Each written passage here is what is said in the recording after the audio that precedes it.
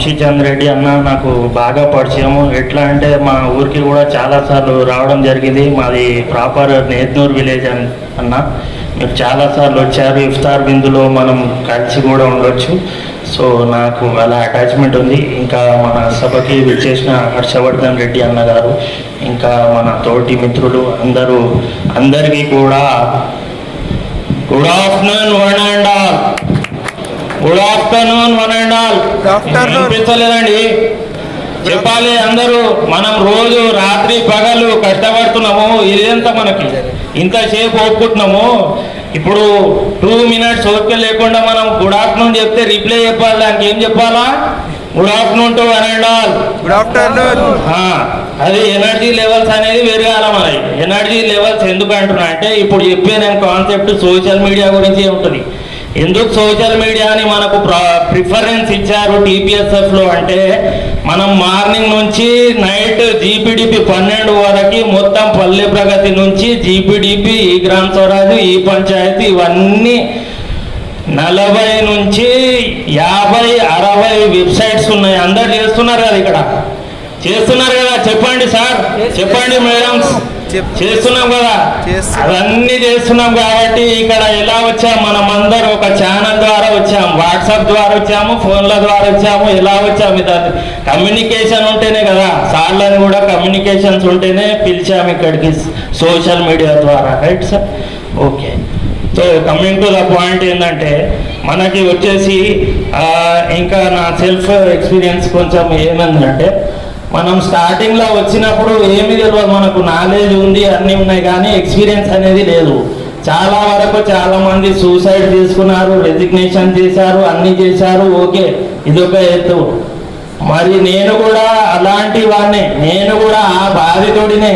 నేను ఏంది చాలా రోజులు లీవ్స్ పెట్టాను, చాలా అన్నీ చేశాను. నేను అయినా భయపడలేదు. మనకి ఇసిసే నైడత్తా అని కమిట్ అయిపోయినాయి. అంతే, పంచాయతీ రాజ్లో ఉండాలా, పంచాయతీ రాజ్లో ఉండి మనం సాధించే వెళ్ళాలా, ఇక్కడ నుంచి రెగ్యులర్ అయ్యే వెళ్ళిపోవాలా అన్నట్టు ఉండే. అలాగే ఉండేసి ఇప్పుడు కూడా నేను రెగ్యులర్ కాకుండా లీవ్స్ నన్ను ఆపినాయి. Okay, this is the point. But panchayat secretary మనకు ఓపీఎస్లు, జేపీఎస్లు, బీపీఎస్లు అవి ఏవి కాకుండా ఒక్కటే టర్మ్ ఉండాలి. ఏముండాలి? పంచాయతీ కార్యదర్శి ఉండాలి. ఓపీఎస్ ఉండదు, జేపీఎస్ ఉండదు, ఏది ఉండదు. పంచాయతీ కార్యదర్శి మాత్రమే ఉండాలా. అదొక్కటే పాయింట్ అండి.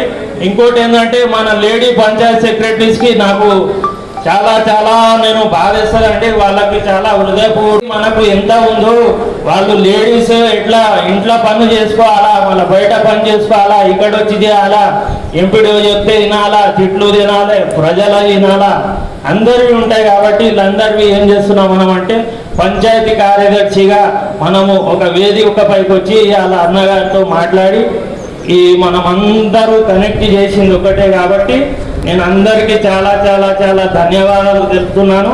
ఇంకా లాస్ట్ పాయింట్ ఒకటి చెప్పి నేను ముగించేస్తాను. మనము పల్లె ప్రగతి నుంచి ప్రజాపాలన వరకు చాలా కష్టపడ్డాము. కాబట్టి మనకు నేషనల్ పంచాయత్ అవార్డ్స్ కూడా రావడం జరిగింది. ఇప్పుడు జీపీడీపీ ప్రోగ్రాం నడుస్తున్నది. అది కూడా ఇవాళ ఫోన్లలో మెసేజ్లు టింగు మనం వస్తూనే ఉన్నాయి. పొద్దుగాలను పోతూనే ఉన్నాయి. జీపీడీపీ అయిపోగొట్టాలా, నువ్వు వాళ్ళ ఇంటికి. అట్లున్నది మన కథ. మరి గ్రామ పంచాయతీ కార్యదర్శి అంటే ఫ్రీగా దొరికింది కదా మనకి అఫీషియల్స్కి కూడా. ఎందుకు చెప్తున్నా, ఒక బాధ కలిగితేనే ఇలాంటివి మోటివేషన్ వర్డ్స్ అనేవి లోపలి నుంచి వస్తాయి సార్. మీరేమనుకోకండి, ఇట్లా వచ్చేస్తుంటే అప్పుడు బాధతోనే ఒక వర్డ్స్ అనేవి వచ్చేస్తాయి అన్నమాట.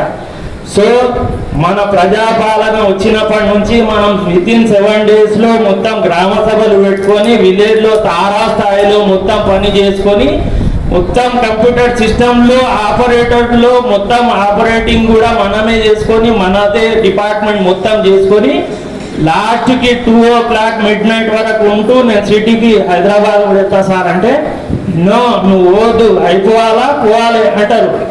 ఆ ప్రకారమే మనకి అవార్డు అనేది రావడం జరిగింది శంకర్పల్లి మొన్న రిపబ్లిక్ డే రోజు. అలా మన పని అంటే అలా ఉంటుంది.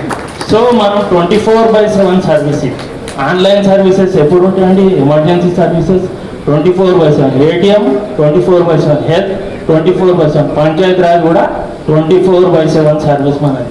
ఆ సర్వీస్ మనం ఉన్నందుకు చాలా గర్వపడుతున్నా నేను. ఇంకా చాలా ఓపీఎస్లు కూడా బాధపడవద్దు, ఓపీఎస్లు కూడా పంచాయతీ సెక్రటరీలుగా మారుతారు.